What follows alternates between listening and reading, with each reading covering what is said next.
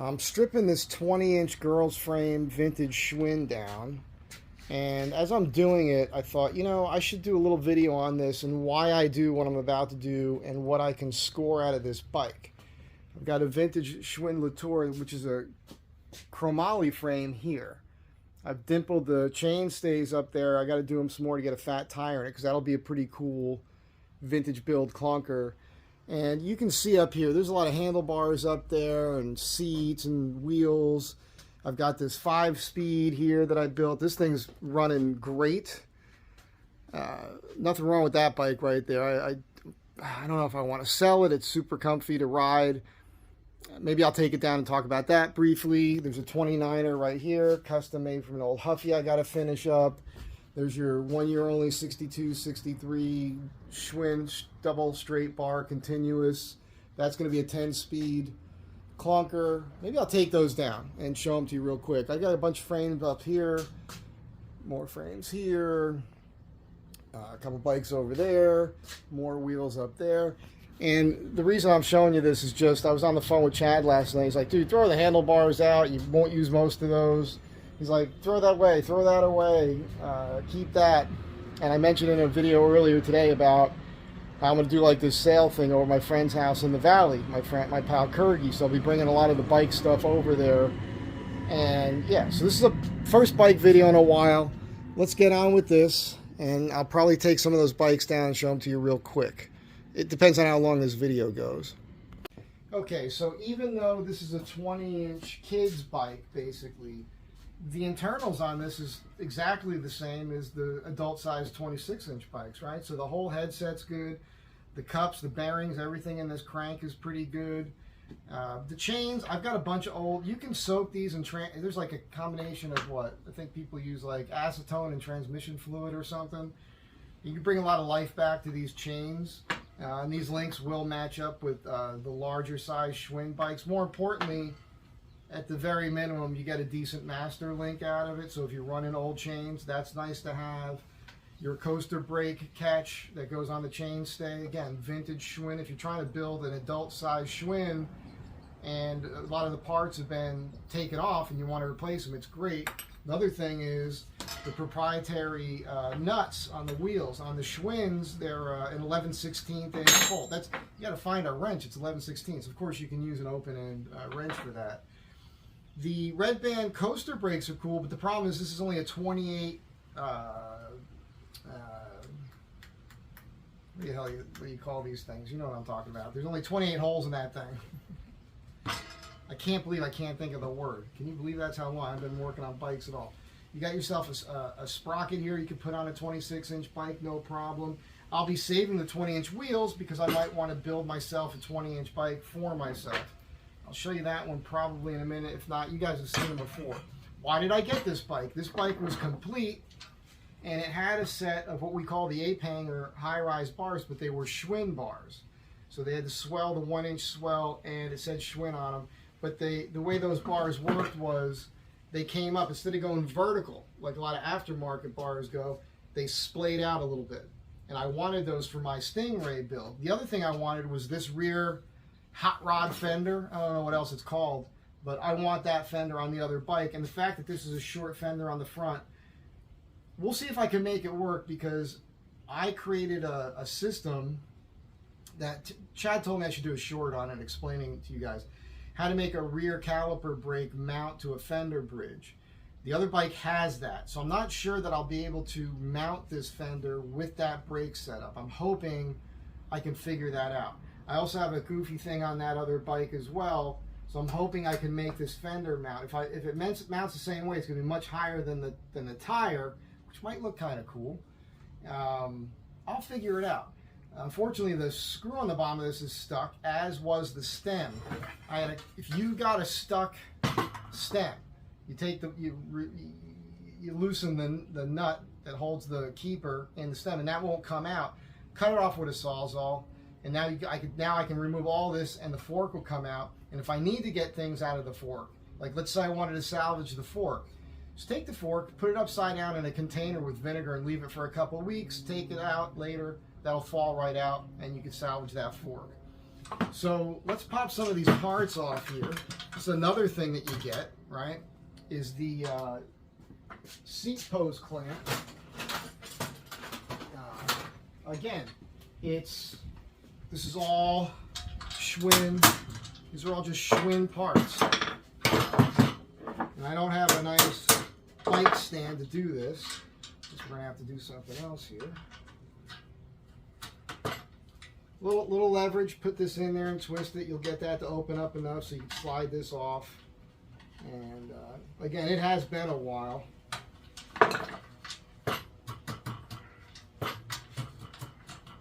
There we go. That's a nice, clean, I guess it's galvanized. I don't know what they would call that back in the day. But it's got a nice S embossed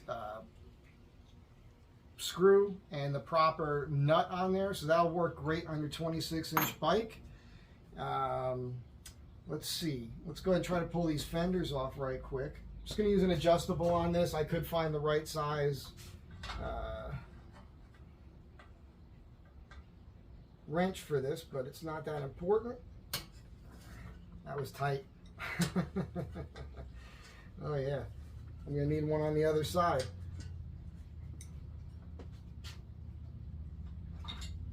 Use this giant one for the moment, which I'm going to use on the headset. Keep in mind, a lot of these parts probably been on here since this bike was new and never removed. So WD-40 is your friend. Once you get them going, sometimes they pop right off. But unfortunately on this one here, the threads are a little bit marred up from years of dropping the bike and bouncing it up against things. And again, this is another thing, like let's say you don't want to use this fender. These fasteners are great because they help you build your period correct Schwinn down the road. This is like hot rods, right? When you build a car, let's say you want to do a show car, well your fasteners have to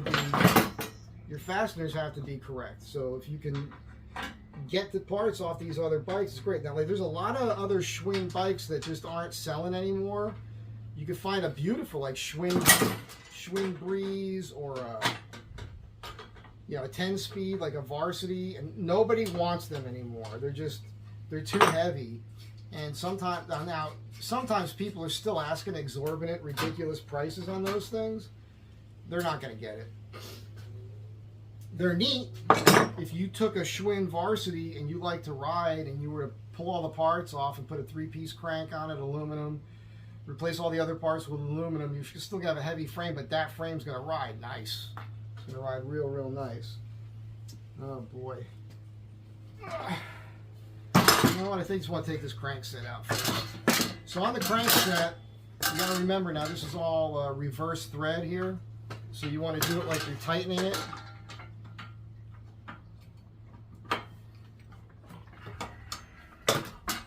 Get this out, it'll be easier to work on the frame. So remember, turn this to the right.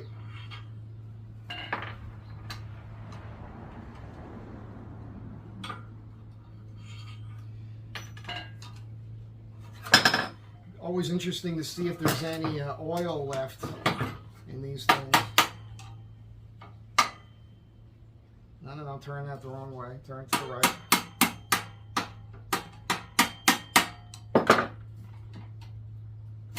I just said it was reverse thread, and the first thing I did was start to go counterclockwise.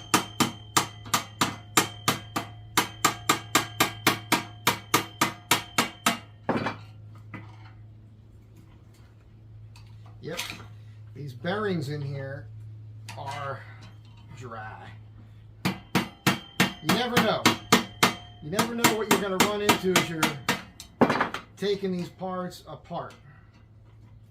By the way, if you're interested in this frame, even this crankset, more than willing to pass it along. If you got a little girl, you want to build her up a vintage Schwinn, that's fine. Typically, these are good for nothing. I'm sure that somebody, man, this is really stuck.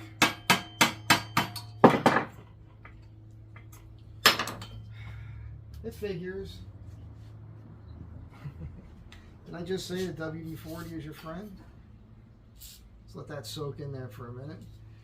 So yeah, typically these frames, totally useless. Again, unless somebody has figured out something else you can do with them, even for little kids today, just imagine them trying to lift. This bike was, I just picked it up, and boy, was it heavy. Which you should do, by the way. If you got kids, give them all the heaviest, oldest, rusty stuff. And it becomes stronger and tougher. Give them a bunch of broken stuff so they can learn how to fix it themselves. That's what I had. You know, I had to figure all this stuff out when I was a kid. So you saw how hard it was until I just broke out the WD-40. The trick on getting the crankset out is allowing the bearings in the race to come out with it right there, so that as you pull it out, it'll come out. You gotta take this bearing out as well. If you're not aware of this, and if this is still stuck in the race on here, you'll never get this out of there. So just got to do that. Now you just want to knock the races out of the frame here.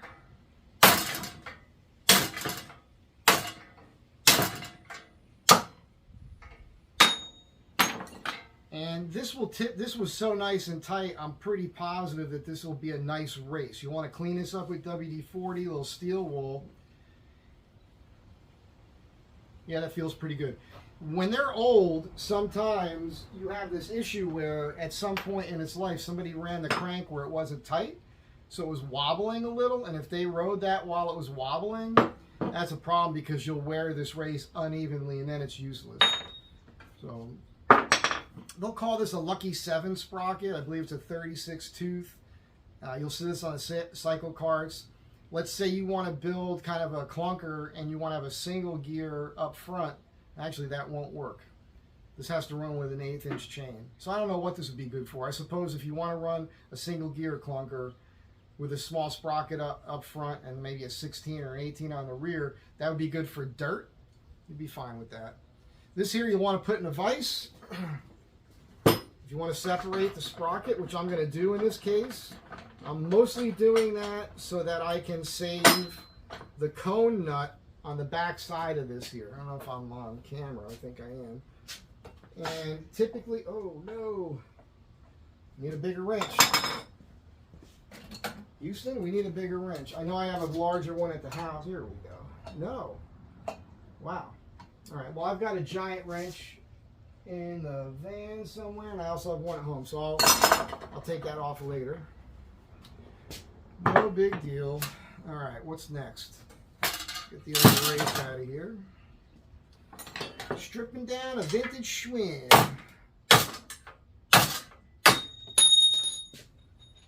Better if you use a pipe or something so you don't have to worry about nicking that on the backside, but doesn't look like it, but believe me, I'm being pretty careful. Let's get the fork out of here.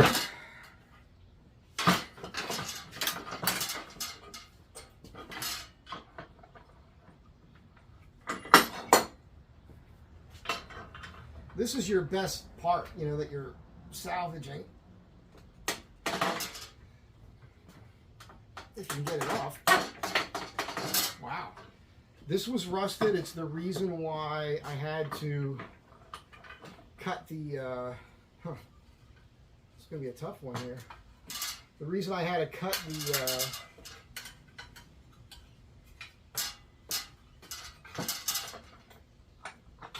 the stem to get the handlebars off. Which, by the way, I think this is the one that came off of here. No, it's not. Well, maybe it is. Yeah, that's it. I saved this because I thought to myself, I can clean this up with a grinding wheel, and then I can bolt that to something and mount a pair of handlebars to it. So I can use this for a piece of art, hang clothes, or whatever. You know, like a cool pair of handlebars with this and some other pieces. I can make a piece of art that maybe somewhat resembles a steer head out of bicycle parts or something like that. I've been hoarding stuff like that for years. This doesn't take up that much space. It's not like holding on to a bunch of wheels or something. Let's see if we can get this off here. We might not be able to get this off. There we go. I must have loosened it up for myself. I thought that was going to be much harder when I had to put it in the vise. Wow, that is rusty. This whole thing is rusty. All right, channel locks. I don't know if I have it here. I usually have a piece of leather laying right here somewhere. It's always a good idea to have some sort of fabric or a piece of leather, just so that you're not marring up. This is a pair of channel locks I found under a house a couple years ago. Still haven't cleaned them up.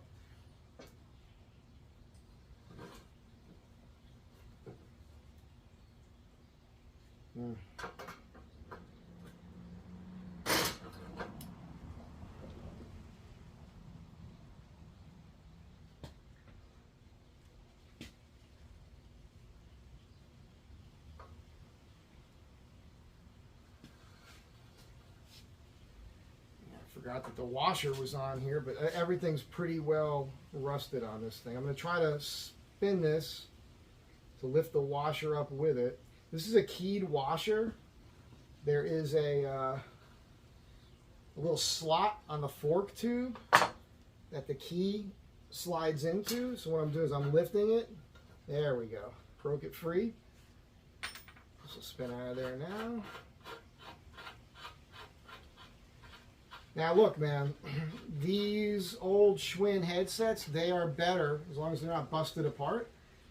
If they're dry and got rust on them, it doesn't matter. WD-40, hit them with some steel wool, clean them up real nice. These are better than anything you're going to buy today. Everything else is coming out of China. That steel is not great.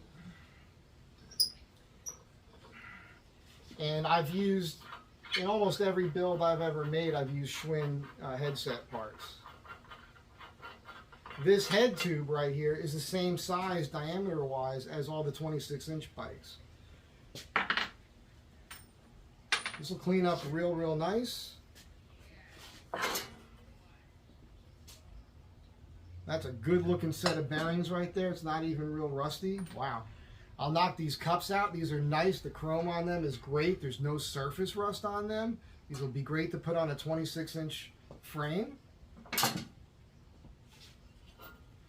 This bottom race is important to have, so we're going to try to get that off here right quick.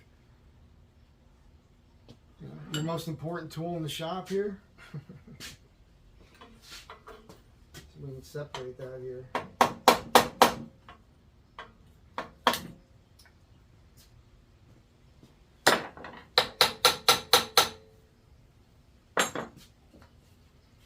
We need something a little bit thinner here. You know what I need? You know what I need? I need my peepers. I need my peepers.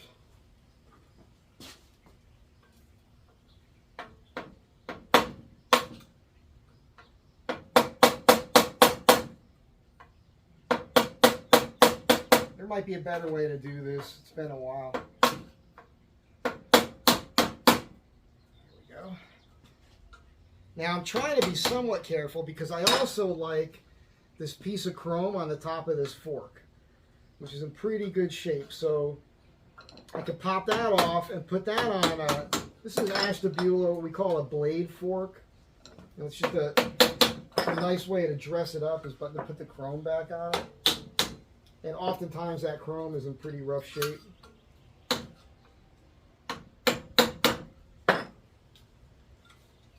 I might have just dented it there.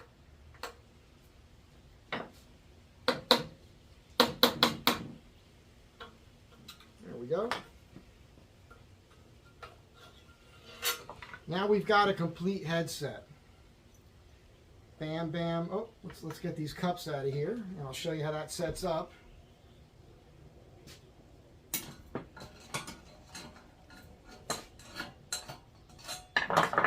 Let's put that in the vise to make our lives a little bit easier.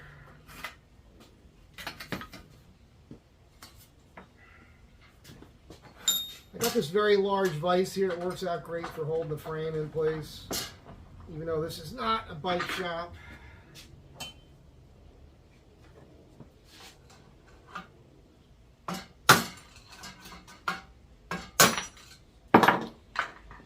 So you got your bottom race, you got your bearings, you got your cup.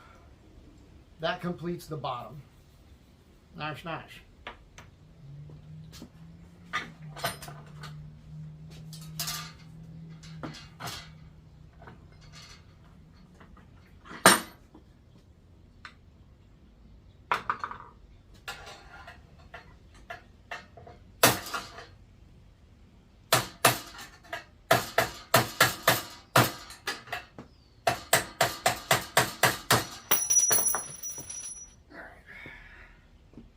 Top one, you get the bearing in there. Your cone nut's basically built into this top piece here. Nice. Then your keyed washer, and then your top nut. So there, right there, is a complete Schwinn headset. Beautiful. That'll clean up with some 4/0 steel wool, and you can put that on any 26-inch bike. It'll look like new again. A lot of the bikes you're finding, those things are all rusted. Sometimes the top nut's been replaced by some aftermarket piece of garbage. Here's your bottom bracket set. Same thing. And what I like to do is I'll put these together like this. It's like they go together, and I'll run a piece of wire through them to hold that together. So that right there is pretty nice to have, especially if you're trying to build up an old Schwinn. By the way, the Schwinn Varsities, the Schwinn Breezes, all of them have the exact same bottom bracket setup and the same head tube, except there is an inverted head tube. We call it an upside down version. You'll see them, and the bearing's different on there. Perfectly fine. I already took the head badge off this. Now, let's show you. I want to get this fender off of here, but it's going to be kind of tedious. I don't know if I want to. We'll give it a quick shot. Just that having you guys watch this on camera, it's a little bit of a pain in the ass because you need a tiny little wrench or an L. Well, maybe I got one. You kind of need an L-shaped screwdriver to get this into this bottom screw here to get that bottom bolt out of place. This will probably turn into a super long video. Okay, so it looks like this little nut on the back side is a 3/8. I've got this little offset. I got this sucker here.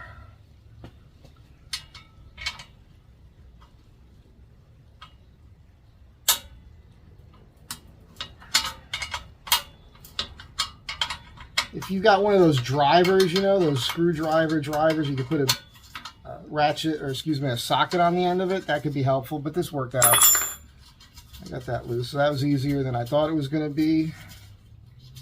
Mainly because I took the time to shut the camera off just so I could find those two quick tools. I want to keep you on there watching me. Oh, so there's a kooky lock washer on this. This is one of those proprietary Schwinn version things that kind of locks into the threads, so it's a little bit tedious getting it off of here. Just gonna pry right out on that. You might be able to see that on camera in my hand right there. We're going to save these again. This is great stuff to keep if you're ever putting a Schwinn back together. I'm going to want to save this stuff for the bike I want to put it on. If I don't lose it. This one should be a little bit easier. Maybe.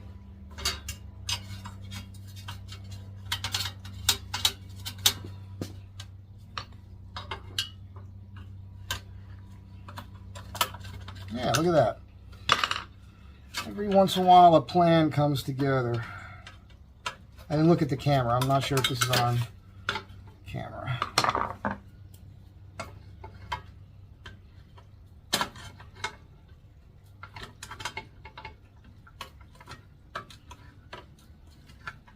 Oh my God.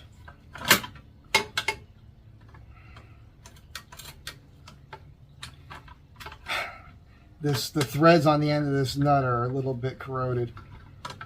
Or on the bolt here. Let's see if we can make, yeah. Need a pair of pliers.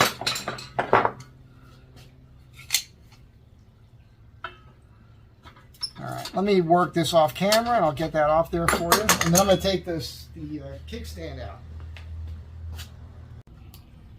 Okay, I hope these work. I don't know if these are big enough. This is a small pair of channel locks. Yeah, I can make that work. So this is spring loaded, and there's this little piece of metal sticking out here. You'll see it when I remove it. What you need to understand is this rim that you see here, there's a slot in it. There's another piece that looks just like it on the other side there. And you compress it, and then this part here pulls straight out. So it's just friction from the spring tension holding that all in place. They sell tools for this, but all you need is a pair of channel locks. And then you should be able to reach in here and pull this out. It just fell out of my fingers, but came out. Holding it right here. You should see that. Release this. And now this comes right out. Simple as that. Now, it's not always that simple. Sometimes that's stuck. You need a pair of needle nose pliers, whatever. Now, this frame is officially bare. This is your naked frame. And it's got some weight to it, you know. I mean, I hate throwing this stuff away, but I'm going to put it out on the curb, I suppose, and somebody will take it. Some scrapper will take it or something like that. If these were straight down tubes, you could cut those out. I got a whole pile of them. I've been meaning to make a ladder with the painted Schwinn logo, you know, on them, all different colors. I've had them for years. I just never got around to it. Now, so that's no longer needed. I'll do a fly over the table here to show you the stuff I got off of this frame, but one of the things I wanted to do right quick here was, this has got some dents in it. So I just wanted to, I'll work that a little bit and I'll pound these dents out.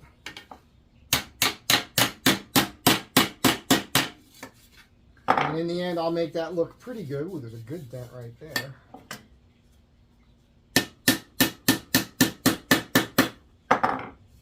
Yeah, pounded that one out pretty good.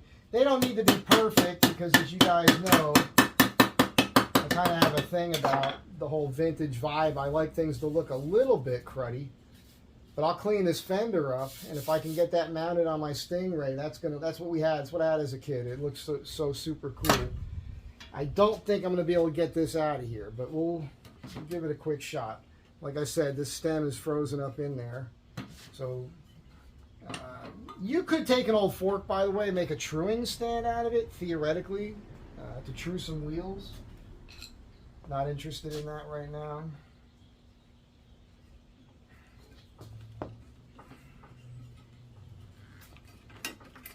Now I'm going to strip that. It is a nut. So if I get a socket on there with a swivel, I might be able to break that free, but it's unimportant right now. Let's show you what we got here off of this frame. How's that sound? How does that sound to you? Let's put the tools away. Get them off the table here.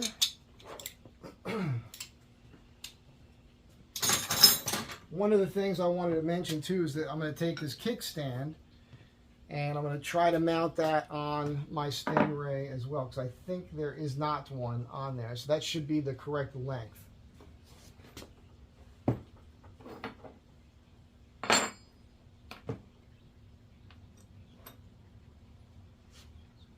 Bear with me. You guys are just watching me move stuff around. It's pretty boring, huh? All right. Keep in mind, as I said, the head badge was already removed from the frame.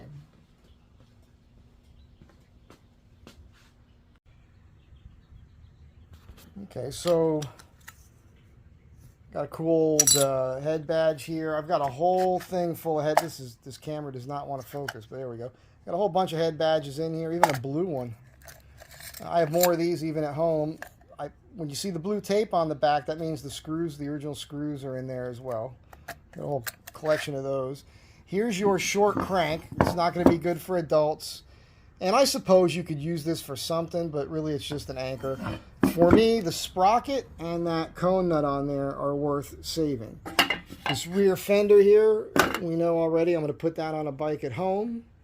This here, you know, I'm going to save that for some art, but that's the stem. Typically, you'll get a full stem out of one of these bikes. And these old forged Ashtabula stems are actually pretty heavy duty. Again, we got this here. You got some chain here. More importantly, you got a master link. This is for your coaster brake that mounts to your chainstay. This is the hardware to mount the fenders. This is that kooky little kind of hi-hat, top hat little pin that retains the kickstand. We got a seat post and seat post clamp, marked Schwinn. We've got some fender mounting hardware there. We've got a nice headset, and we've got a real nice bottom bracket set. We've got the rear wheel with the Bendix coaster brake. Now, let's say you've got a coaster brake on a 26-inch wheel that, you know, obviously has like 36. I can't believe I cannot think of the name of these things. That is crazy. My brain is not working. This is a nice Bendix, made in USA, red band. So if I didn't want to use this wheel for anything, but I had a bike that had this in a 26-inch wheel, if I had that coaster brake and it needed parts, this is great for the parts. Okay, so that's, you always want to hang on to that. I've got the front wheel here. Again, I'm going to save these and probably put them on a bike. You know, boys' bikes sell, girls' bikes typically don't. So I'll hold on to this. And but the internals on that hub are pretty good as well. So, you know, that's what you're scoring. And this whole bike cost me, I forget, I think I got the bike for $70. $68. I think it was $65 is what I bought the entire bike for. And I'm already running the handlebars on my bike, and this lens is filthy. Okay, change of plans. We're going to put the kickstand on this bike right now because I am considering selling this thing, and if it has a kickstand, it'll be a little bit nicer. Let me put the kickstand on it, wipe the cobwebs and the dust off, and I'll give you guys a quick talk up on it. Okay, so that kickstand, when I put it in, it won't work because the crank arm won't clear it, because this is much narrower on this bike than it is on the standard Stingray style frame. But I'll be able to put that on the Stingray frame I have at my apartment, I believe. I had to find one of these. Fortunately, there's one in there now. This is the part that goes in there. And those three little lines, typically you'll have them on this up part, which is the down part. And that'll register the kickstand properly. So I'll probably knock that out if I decide to sell this bike. I could bend that kickstand and make it work, but it's not worth the aggravation. Anyhow, let me clean this bike up and give you a quick talk up on it. I think you've seen it before, but we'll do it again. Okay, you're looking at a Schwinn fastback frame that has been re-engineered to be comfortable for a man to ride, an adult. I'm 5'9". You could maybe at 5'10" still ride this thing pretty comfortably. The trick on this is, I'll go into the mods I did to make it cool, but the first thing I'll talk about is how you do it for an adult. So what you have here is a vintage mountain bike fork from the 1980s. This is a 26-inch wheel fork. And on the back side of this fork, there are these little blocks in here. You can see it right there, and it's hollow in there. And the bosses for the cantilever brakes were brazed to those. You cut the cantilever bosses off. You leave that in place. You drill holes. You make an aluminum bracket so you can mount a front brake. You see this is a Weinmann front brake on there. Now, the 26-inch fork lifts the whole front end of the bike up. You can see now that that bottom bracket and the chain stays actually probably go up a hair. They're pretty parallel to the deck. And what that does is it allows you to put a 165 millimeter crank, right? Without that, you're running that short stubby crank, and as an adult, you can't do that. People do it, and I think it's just silly because it hurts your knees. With this, with that seat height, I've got full leg extension, just like I would on a 26-inch bike. I found this really cool vintage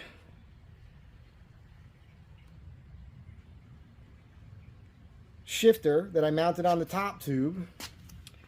I'm running some, newer wheels on it. I put this derailleur on here. The one it came with wasn't really running. It's a little dirty. It just needs to be wiped up. But everything here functions pretty much flawlessly.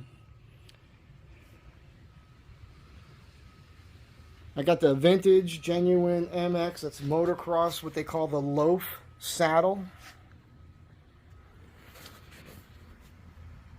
It's pretty high motocross bars, some newer levers. I got the classic GT piston stem. Very cool, desirable stem. Yeah, super, super neat. And so, yeah, let me give you a shot of me sitting on it. I'm not going to put air in the tires. That rear wheel's going to look deflated, but hang on. All right. See what it looks like to my height, just standing here.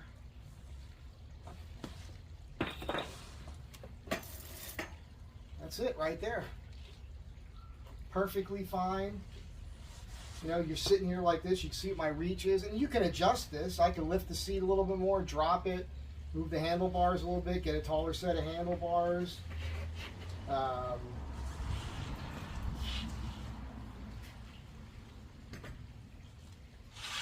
This is the cover shot for the for the video. I'm going to insert some snapshots next to show you a pal of mine I went to high school with. I think he's a year or two younger than me. Greg, I'll send this link to you. Greg Kaliva. If you have a dog that needs to be trained and you're in New Jersey, look up Bark Busters. He's been on TV. He knows what he's doing. And although one of these days, Greg, we got to talk because I want to know what the secret is with that. But Greg contacted me when I was doing these, and he went out and found himself a red Stingray, and then I sent him a set of forks, and he did this whole mod himself.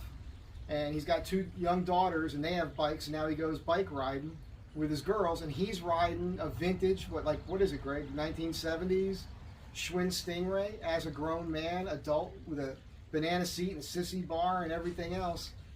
To me, it just doesn't get more fun and cooler than this. So, yeah. I'll catch you guys in the next one. Have a great day. Be good to one another. And remember to have fun.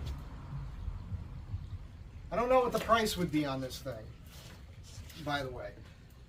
But I'm not giving it away. So I'm the amount of work that's into it and everything else, I don't think, $800 is out of line, to be honest with you. I sell my 26-inch bikes for a couple grand pretty much on the minimum. So I know it's not for everybody. You could build one yourself. But this is instant gratification right here. It's done for you. You don't have to worry about it. All right, let's give you one parting shot of this.